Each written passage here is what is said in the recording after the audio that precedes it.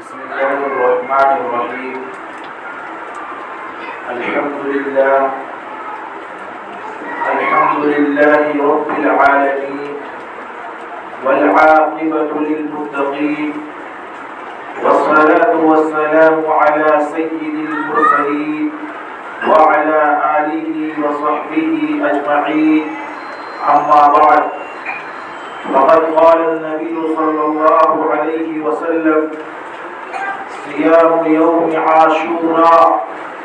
احتسب الله ان يغفر له سنة التي قبله، او كما قال النبي صلى الله عليه وسلم. صدق الله العلي العظيم. محترم سامعین کرام اور میرے بزرگوں اور دوستوں، محرم الحرام کا بابرکت اور باعظمت مہینہ ہمارے سروں پر سایہ فکن ہے۔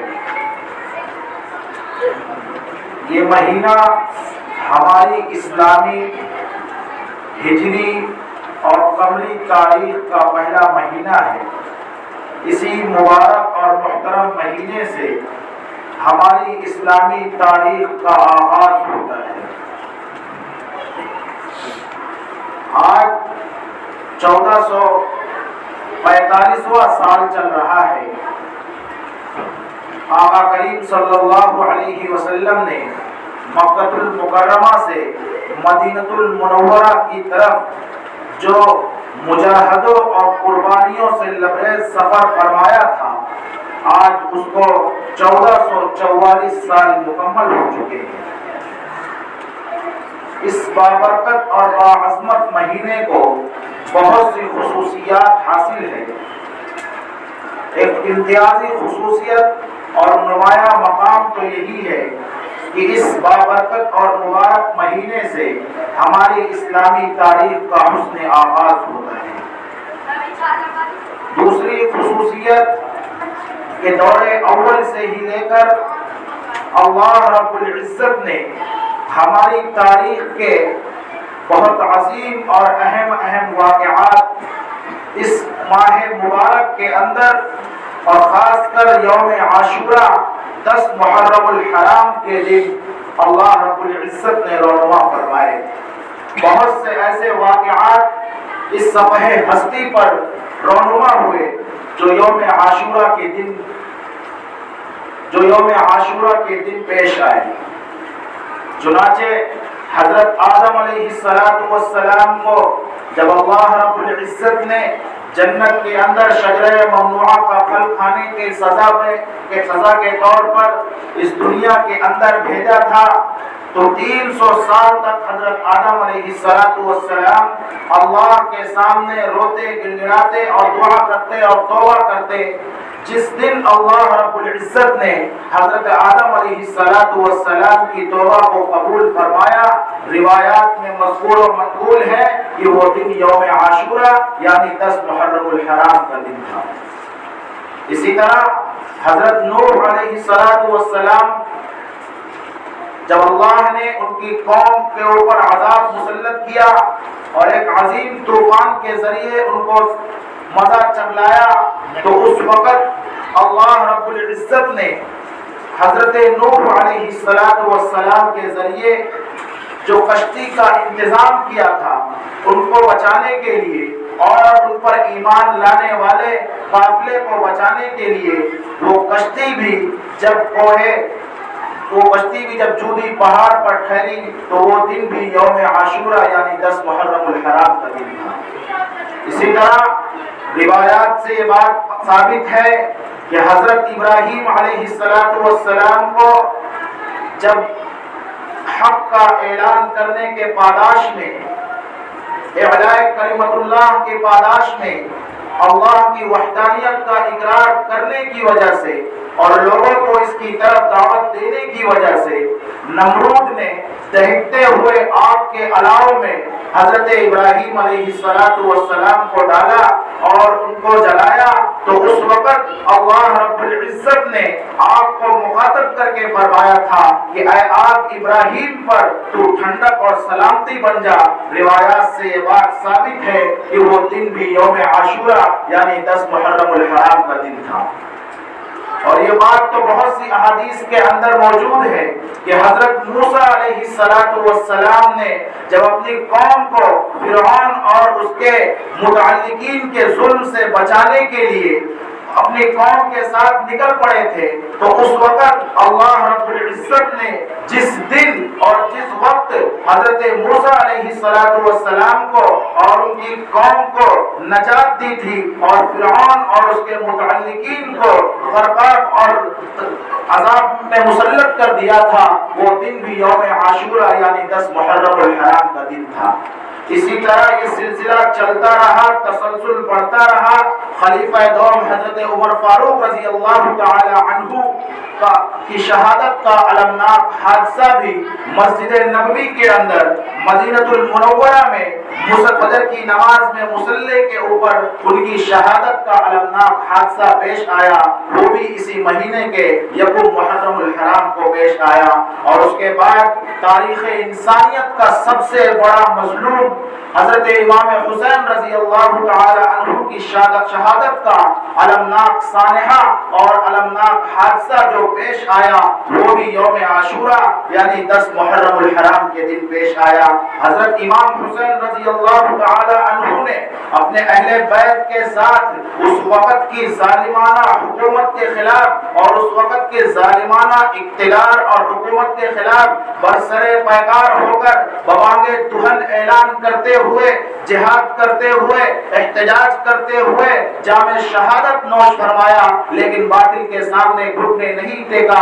نہ ان کی خلافت کو اور ان کی بیعت کو تسلیم کیا۔ وہ دن بھی یوم عاشورہ یعنی 10 محرم الحرام کا دن تھا۔ اللہ رب العزت نے اپنے فضل و کرم سے ہمیں یہ ماہ مبارک دوبارہ عطا فرمایا ہے۔ ہماری ذمہ داری یہ بنتی ہے کہ ہم اس مبارک مہینے کے اندر اللہ رب العزت نے جو قرآن کریم کے اشاروں کے ذریعے اور تصریحات کے ذریعے اور رسول اکرم صلی اللہ علیہ وسلم کی احادیث کے اندر موجود مضامین کے ذریعے اور صحابہ کے اسوہ کے ذریعے اور اہل بیت اطہر کے اسوہ کے ذریعے جو ہمیں سبق ملتا ہے، جو ہمیں پیغام ملتا ہے، ہم اس پر مکمل طور پر عمل پیرا ہو اور اپنی زندگی کے اندر رسول اللہ کی تعلیمات کو اجاگر کرے، رسول اللہ کی لائی ہوئی شریعت مطہرہ پر مکمل طور پر عمل پیرا ہو۔ ہمارے سامنے رسول اللہ کی تعلیمات بھی ہے، ہمارے سامنے قرآن کریم جیسی مقدس و پاک باز کتاب بھی ہے۔ اس کے بارے میں اللہ رب العزت ارشاد فرماتا ہے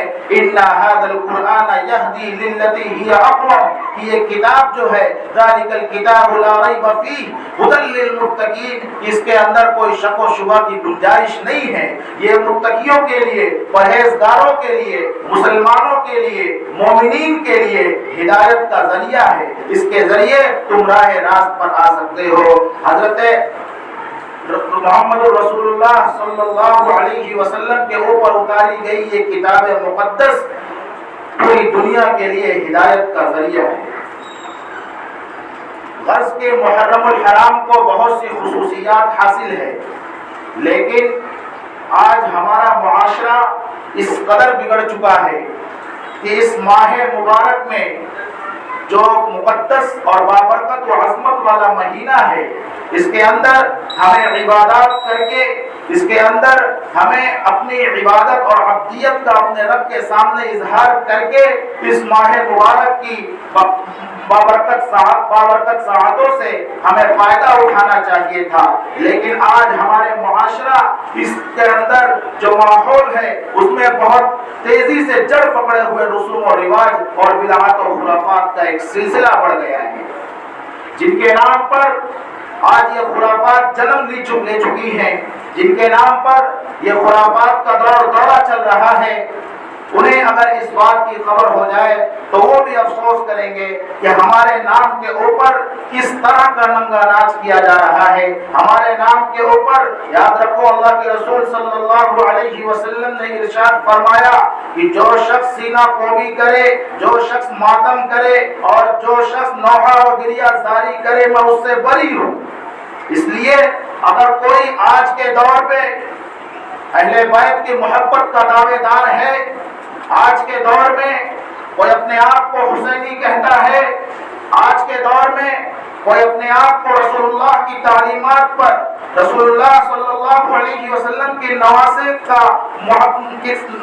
سے محبت کا دعوے دار ہے، جگر گوشہ بطول حضرت امام حسین رضی اللہ تعالی عنہ سے محبت کا دعوے دار ہے، تو اس کو چاہیے تو یہ تھا کہ وہ امام حسین رضی اللہ تعالی عنہ کی زندگی کا مطالعہ کرتا، اور امام حسین رضی اللہ تعالی عنہ نے جس طرح کی زندگی گزاری تھی، جس طریقے سے اپنی زندگی کے روز و شب کا ان کا معمول تھا، اس کے مطابق زندگی گزارتا۔ لیکن افسوس صد افسوس کہ ہمارے معاشرے میں ان کے نام پر ماتم کیا جاتا ہے، ہمارے معاشرے پر ان کے نام پر ڈی جے بجایا جاتا ہے، ہمارے معاشرے میں ان کے نام پر جھنڈیاں اور تازیاں لگائے جاتے ہیں، ہمارے معاشرے میں ان کے نام پر ایک مخصوص دن کو منتخب کر کے کھانا اور پکوان مخصوص قسم کے بنائے جاتے ہیں۔ یہ سب نبی کی تعلیمات نہیں ہے۔ خدا کی قسم میں اللہ کے گھر میں حاضر رہ کر یہاں پر موجود ہو کر یہ کہہ رہا ہوں آپ سے کہ ان تمام چیزوں کا تعلق اس دین سے نہیں ہے جس دین کی طرف ہم اپنی نسبت کرتے ہیں، اس شریعت سے نہیں ہے جو شریعت رسول اللہ صلی اللہ علیہ وسلم لے کر آئے تھے، اس اسلام سے نہیں ہے جس کے بارے میں اللہ رب العزت نے ارشاد فرمایا ان الدین عند اللہ الاسلام، کہ اللہ کے نزدیک اگر کوئی مذہب قابل تقلید ہے، قابل تعریف ہے تو وہ صرف اور صرف دین اسلام ہے۔ اسلام کی تعلیمات یہ نہیں کہ روڈ کے اوپر ننگا ناچ کیا جائے، اسلام کی تعلیمات یہ نہیں کہ اپنے نفس کو اپنے اوپر چھرے اور تلواروں کے ذریعے وار کیا جائے۔ اللہ کے رسول صلی اللہ علیہ وسلم نے ارشاد فرمایا کہ جو شخص اس طرح کی خرافات اور رسومات اور بدعات و ایجادات کرتا ہے تو اس سے میں بری ہوں، وہ ہم میں سے نہیں ہے۔ اس لیے اگر ہم چاہتے ہیں کہ اللہ رب العزت کی بے پناہ رحمت ہم پر برسے، اللہ رب العزت کا سایہ ہم پر تادیر قائم رہے، تو ہمیں اس کی مرضیات کے مطابق زندگی گزارنی پڑے گی اور اس کے بھیجے ہوئے پیغمبر کی تعلیمات پر عمل کرنا پڑے گا۔ یاد رکھیے ہماری خواہشات جو ہے وہ دین کے تابع ہے، دین ہماری خواہشات کے تابع نہیں ہے۔ ہم نے اس ترتیب کو الٹ دیا ہے۔ ہونا تو یہ چاہیے تھا کہ دین اصل ہے، دین کو اوپر رکھنا چاہیے تھا اور خواہشات کو تابع ہے اس کو نیچے رکھنا چاہیے تھا، لیکن ہم نے اس ترتیب کو پلٹ دیا اور خواہشات کو اور اپنی تمناؤں کو اور اپنی آرزوؤں کو اوپر رکھ دیا ہے اور دین کو، اسلام کو، شریعت محمدیہ صلی اللہ علیہ وسلم کو نیچے رکھ دیا ہے۔ اور اسی کا خمیازہ ہے کہ آج ہم جو بھگت رہے ہیں پوری دنیا کے اندر مسلمانوں کا کیا حال ہو چکا ہے، خاص کر اس ملک کے اندر اور ہمارے علاقوں کے اندر جو حالات رونما ہو رہے ہیں وہ انہی بدعمالیوں کی وجہ سے ہے کہ ہم نے اس ترتیب کو الٹ دیا ہے۔ ہم نے آج ضرورت ہے کہ ہم اس ترتیب کو دوبارہ اسی صورت پر قائم کریں جس طرح اللہ نے خدائی قانون بنایا ہے کہ دین اصل ہے، تمہاری خواہشات تابع ہیں، تم دین کو آگے رکھو اور خواہشات کو اس کے بعد رکھو۔ اگر ہم اپنی خواہشات کا شکار ہو کر، اگر ہم اپنی نفسانی خواہشات کے پلے میں پڑ کر اللہ کے دین کی مخالفت کر بیٹھے تو ہم سچے دیندار مسلمان تو نہیں ہو سکتے، ہم سلف سے محبت کے دعوے دار تو نہیں ہو سکتے، ہم اس محمد صلی اللہ علیہ وسلم کے امتی تو نہیں ہو سکتے جس کی رہبری اور رہنمائی کے علاوہ نہ ہمیں کبھی ضرورت تھی، نہ آج ضرورت ہے اور نہ قیامت تک ضرورت ہے۔ اس لیے کہ اللہ کے رسول صلی اللہ علیہ وسلم نے مکمل طور پر اپنی پوری زندگی کے ذریعے، اپنی زندگی کے ذریعے جو پوری طور و طریقے بتلائے ہیں، جو طرز حیات کو بتلایا ہے، اس کے ذریعے اللہ رب العزت نے دین اسلام کی تکمیل 1400 سال پہلے کر دی ہے۔ یہ جو رسومات و بدعات اور خرافات کا سلسلہ چل رہا ہے، یہ رسول اللہ کے زمانے میں نہیں تھا، یہ صحابہ کے زمانے میں نہیں تھا، یہ تابعین کے زمانے میں نہیں تھا، یہ تبع تابعین کے زمانے میں نہیں تھا۔ یہ رافضیت کی ایجاد ہے، یہ شیعیت کی ایجاد ہے، یہ ناصبیت کی ایجاد ہے، جنہوں نے جو اسلام کے مخالف ہیں، جو دلوں میں منافقت رکھتے ہیں، جو بظاہر اپنے آپ کو مسلمان کہتے ہیں لیکن اللہ کی وحدانیت کا انکار کر بیٹھتے ہیں، رسول اللہ کی رسالت کا انکار کر بیٹھتے ہیں، حضرت ابوبکر صدیق کی صداقت کا انکار کر بیٹھتے ہیں، عمر فاروق کی عدالت کا انکار کر بیٹھتے ہیں، عثمان غنی کی سخاوت اور ان کی حیا کا انکار کر بیٹھتے ہیں، حیدر کرار علی المرتضی رضی اللہ تعالی عنہ سے یہ بظاہر محبت کے دعوے دار ہیں، لیکن حضرت علی رضی اللہ تعالی عنہ کے جو قاتل ہیں، کوفہ میں حضرت علی کو جو قتل کیا گیا وہ انہی لوگوں نے کیا تھا۔ حضرت حسن رضی اللہ تعالی عنہ کو جو زہر دے کر انہیں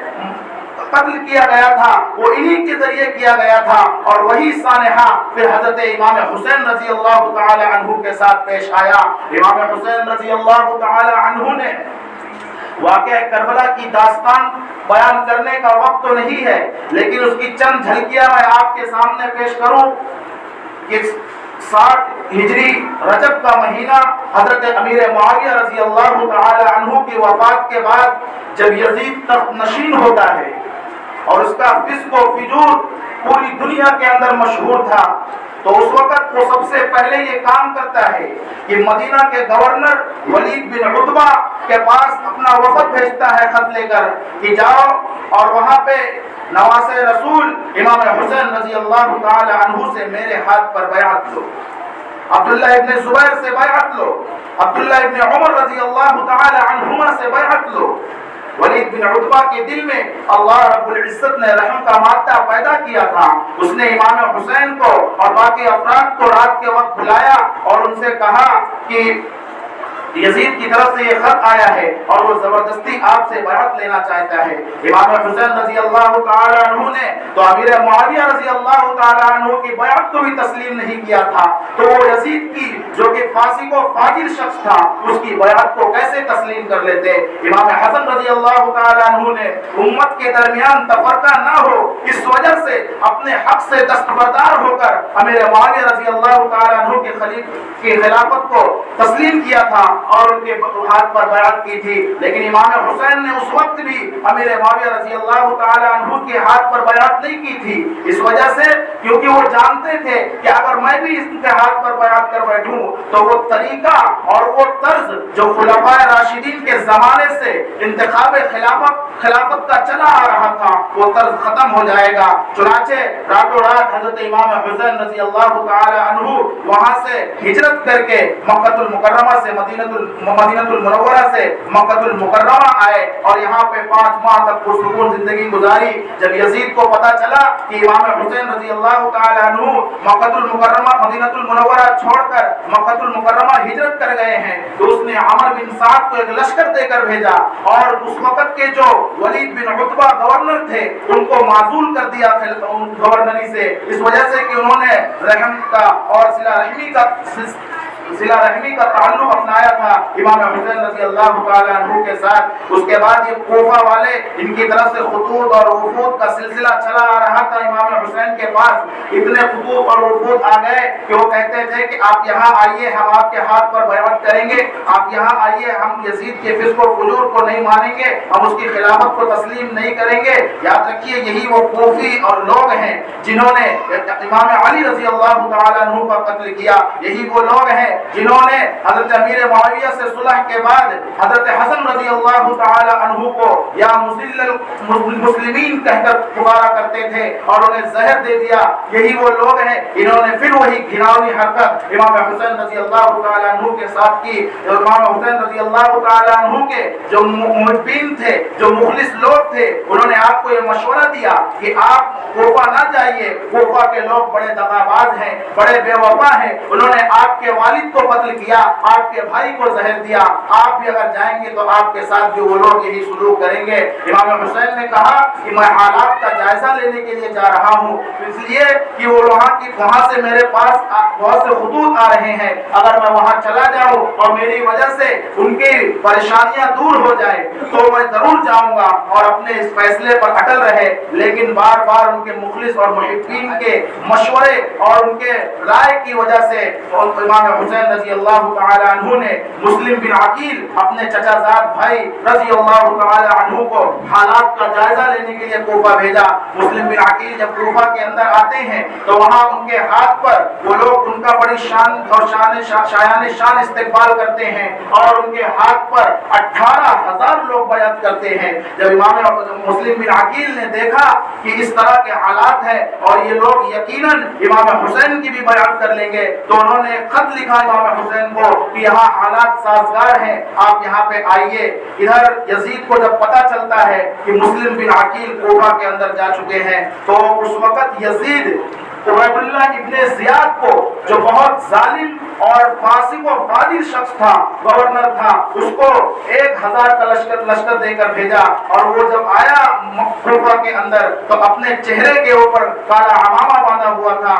لوگوں نے سمجھا کہ امام حسین آ رہے ہیں، وہ سلام کرتے تھے، السلام علیکم یا ابن رسول اللہ، السلام علیکم یا ابن رسول اللہ۔ اس نے بازار کے بیچ میں آ کے جب اپنا نقاب اتارا اور تلوار نکال کے کہا کہ تم لوگ جانتے ہو میں کون ہوں، میں عبید اللہ ابن زیاد ہوں اور میں تمہارا نیا حاکم ہوں۔ اس وقت کوفہ کے جو گورنر نعمان بن بشیر رضی اللہ تعالی عنہ تھے، انہوں نے جو مسلم بن عقیل کے ساتھ صلہ رحمی کا معاملہ کیا تھا، اس وجہ سے یزید نے اپنے فسق اور فجور کے ذریعے انہیں بھی معذور کر دیا تھا اور عبید اللہ ابن زیاد کو وہاں کا گورنر بنا دیا تھا۔ اور اس نے بازار میں تلوار لہرا کر کہا کہ اگر کوئی یزید کی بیعت سے انکار کرے گا تو میں اس کا سر یہی تن سے جدا کر دوں گا۔ پھر ان کوفہ والوں کی دغا بازی دیکھیے، جو پہلے خطوط اور وفود امام حسین کے پاس بھیج رہے تھے کہ آپ آئیے ہم آپ کی بیعت کریں گے، ہم اپنی جانوں کو نچھاور کر کے آپ کی بیعت کو تسلیم کریں گے۔ اس صفحہ ہستی کے اوپر جو سب سے مقدس خون ہے وہ صرف آپ کی رگوں میں دوڑتا ہے، رسول اللہ صلی اللہ علیہ وسلم کا، ہم آپ کی بیعت کو تسلیم کریں گے۔ لیکن ان کوفیوں نے یزید کی ظلم کو دیکھ کر، یزید کے بھیجے ہوئے عبید اللہ ابن زیاد کو دیکھ کر انہوں نے مسلم بن عقیل کو یزید کے حوالے کر دیا۔ پھر یزید نے مسلم بن عقیل کو شہید کر دیا۔ ادھر امام حسین رضی اللہ تعالی عنہ کو یہ خبر نہیں تھی اور وہ کوفہ کے قریب پہنچ چکے تھے۔ راستے میں ایک شخص مسلم بن عقیل کی شہادت کی خبر دیتا ہے۔ پھر وہاں پہ جو صورتحال پیدا ہوتی ہے تو امام حسین رضی اللہ تعالی عنہ کے خاندان کے مسلم بن عقیل کے جو گھر والے تھے وہ کھڑے ہو گئے اور انہوں نے کہا کہ ہم اپنا قصاص لیں گے، اور وہ آگے بڑھتے رہے۔ ادھر عبید اللہ ابن زیاد کو یزید نے پیغام بھیجا کہ امام حسین کے ساتھ تلواروں کے ذریعے پیش آنا، اور اس کے بعد اس نے حر بن یزید کو 1000 کا لشکر دے کر بھیجا۔ مقام زحالہ کے پاس جب پہنچتے ہیں تو وہاں پر حر بن یزید ان کو روکتے ہیں اور وہ کہتے ہیں کہ آپ آگے نہیں بڑھ سکتے۔ امام حسین رضی اللہ تعالی عنہ نے کہا کہ ٹھیک ہے، مجھے تین باتیں میں آپ کے سامنے رکھتا ہوں، ان میں سے کوئی قبول کر لو، یا تو میں جہاں آیا ہوں وہاں مجھے واپس جانے دو، یا پھر مجھے مسلمانوں کی کسی سرحد پر بھیج دو، میں وہاں جہاد کر کے اللہ کے ہاں چلا جاؤں گا، یا مجھے یزید کی ڈائریکٹ میری اس سے ملاقات کرواؤ۔ انہوں نے کہا کہ ٹھیک ہے، لیکن جب یہ عبید اللہ بن زیاد کے پاس خط لکھ کر بھیجا کہ حضرت امام حسین نے یہ 3 باتیں رکھی ہیں تو یزید نے کہا ٹھیک ہے کوئی بات نہیں، لیکن اس کا جو وزیر تھا شمر بن ذوالجوشن وہ بڑا ہی بدبخت شخص تھا۔ اس نے کہا کہ اگر آج تم نے امام حسین کو چھوڑ دیا، اگر آج تم نے حسین کا خون نہیں بہایا تو اس وقت جو سب سے بڑا روڑا یزید کی خلافت میں بنے گا وہ یہی نواز رسول حسین ہوگا۔ اس وجہ سے آج اسے چھوڑنا نہیں، اس لیے عبید اللہ ابن زیاد نے 4000 کا لشکر دے کر 1000 لشکر پہلے اور 4000 کا لشکر پھر اس کو شمر بن ذوالجوشن کو دے کر بھیجتا ہے اور کہتا ہے کہ جاؤ میرے ہاتھ پر بیعت لو، یزید کی بیعت تو دور کی بات ہے۔ امام حسین رضی اللہ تعالی عنہ کی غیرت ایمانی پر قربان جاؤ کہ انہوں نے اس وقت کے جو اپنے آپ کو دعوے دار خلافت کا سمجھ رہا تھا، یزید کی بیعت کو بھی قبول نہیں کیا تھا، تو کوفہ کے ایک گورنر عبید اللہ ابن زیاد کی بیعت کو کیسے قبول کر لیتے؟ امام حسین رضی اللہ تعالیٰ عنہ نے کہا کہ ہم اب جنگ کریں گے، اور واقعہ کربلا کا میدان سجا، وہاں پہ جو شہادت کا المناک حادثہ پیش آیا، امام حسین رضی اللہ تعالیٰ عنہ کے 9 بھائی شہید ہوئے، امام حسین رضی اللہ تعالیٰ عنہ کے 2 بیٹے شہید ہوئے، امام حسن رضی اللہ تعالیٰ عنہ کے 3 بیٹے شہید ہوئے، اور اہل بیت کے اکثر افراد، ادھر 72 لوگ تھے اور ادھر 5000 کا لشکر تھا۔ اسباب کی دنیا میں امام حسین رضی اللہ تعالیٰ عنہ کو بھی یہ پتا تھا کہ ہم ان سے جیت نہیں سکتے ہیں، لیکن چونکہ معاملہ حق کی بات کا تھا، معاملہ اللہ کی اعلاء کلمت اللہ کا تھا، معاملہ اپنے نانا جان کے دین کو ثابت قدم کرنے کا تھا، اس لیے انہوں نے ان یزیدیوں کے خلاف، ان فاسق و فاجر کے خلاف اپنے گھٹنے نہیں ٹیکے اور جامع شہادت اپنے اہل بیت کے ساتھ نوش فرمایا۔ غرض کے اس ماہ مبارک میں یہ المناک حادثہ بھی اسی دن ماہ محرم الحرام کی 10ویں تاریخ یعنی کل کے دن یوم عاشورہ کو پیش آیا۔ اب اتنی سی بات ہے، اتنے سے واقعات کو اس واقعے سے یہ پتہ چلتا ہے کہ امام حسین نے جرأت و بہادری کا مظاہرہ کیا تھا۔ امام حسین نے اپنے دین کی بقا کے لیے، اللہ کے قوانین کو دنیا پر نافذ کرنے کے لیے، اللہ کے قوانین کا بول بالا پوری دنیا چہار دانگ عالم میں ہو، اس لیے اللہ کے رسول نواز رسول امام حسین نے جامع شہادت نوش کیا تھا۔ لیکن آج کے خرافات، اس طرح کے رسومات و بدعات کی ایجادات، کہ اللہ کی افسوس صد افسوس کہ اس طرح کے ماحول پیدا کر دیے گئے ہیں اور ہمارے معاشرے میں یہ جڑ پکڑ چکے ہیں۔ یہ تعزیہ جو نکالا جاتا ہے اس کا دین سے کوئی تعلق نہیں، یہ جو ماتم کیا جاتا ہے اس کا دین سے کوئی تعلق نہیں، یہ جو فی سبیل اللہ چھبیلیں لگائی جاتی ہیں اس کا دین سے کوئی تعلق نہیں۔ اگر چھبیلیں لگانے کا اتنا ہی شوق ہے تو پورے سال لگایا کرو، پانی پلانا تو پورے سال ہے، صرف اسی مہینے کو خاص کرنا یہ دین کے اندر بدعات و خرافات کی ایجادات۔ محترم سامعین کرام،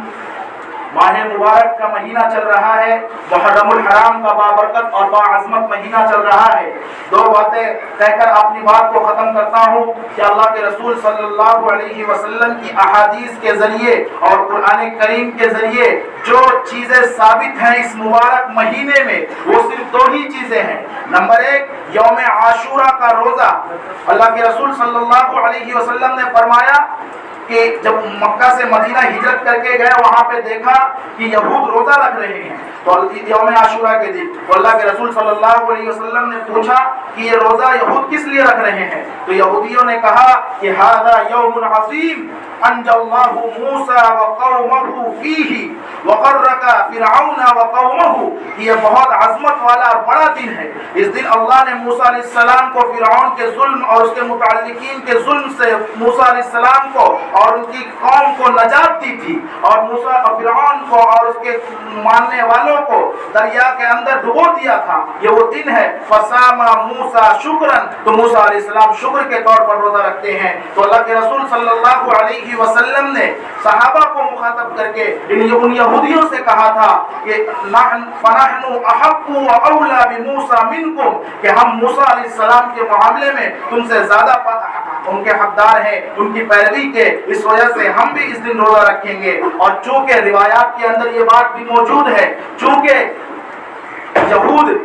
غیر مسلم تھے اور غیر مسلموں کی مشابہت اختیار کرنے سے اللہ کے رسول صلی اللہ علیہ وسلم نے منع فرمایا، اور دین کا ایک اصول ہے کہ غیروں کی بات، غیروں کے طریقے کو استعمال نہ کیا جائے۔ اس لیے اللہ کے رسول صلی اللہ علیہ وسلم نے فرمایا کہ 9 محرم الحرام، اس کے 1 دن پہلے یا اس کے 1 دن بعد، یعنی 9 محرم اور 10 محرم کو روزہ رکھا جائے، یا 10 محرم اور 11 محرم 2 دن روزہ رکھا جائے۔ ایک یہ بات، دوسری جو بات اس ماہ مبارک میں ثابت ہے، اگرچہ جن احادیث سے یہ بات وارد، جن احادیث میں یہ بات وارد ہوئی ہے سند کے اعتبار سے وہ احادیث کمزور ہے، لیکن امت کا اس بات پر اتفاق ہے، امت کی رائے اس بات پر متفق ہے کہ اس کے اندر جو مضمون بیان کیا گیا ہے، اس کے اندر جو کلام کیا گیا ہے وہ معتبر ہے اور دین کی صحیح تشریح کے عین مطابق ہے۔ وہ کیا؟ وہ یہ کہ اللہ رب العزت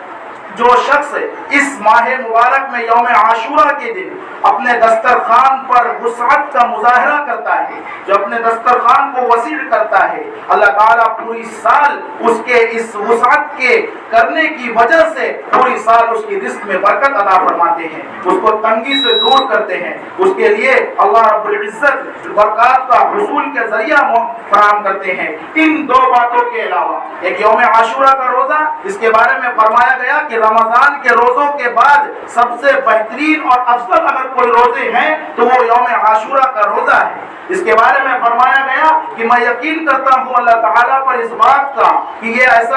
ایسا روزہ ہے کہ اللہ تعالیٰ اس کے ذریعے پچھلے ایک سال کے سارے گناہ معاف کر دیتے ہیں۔ ان دو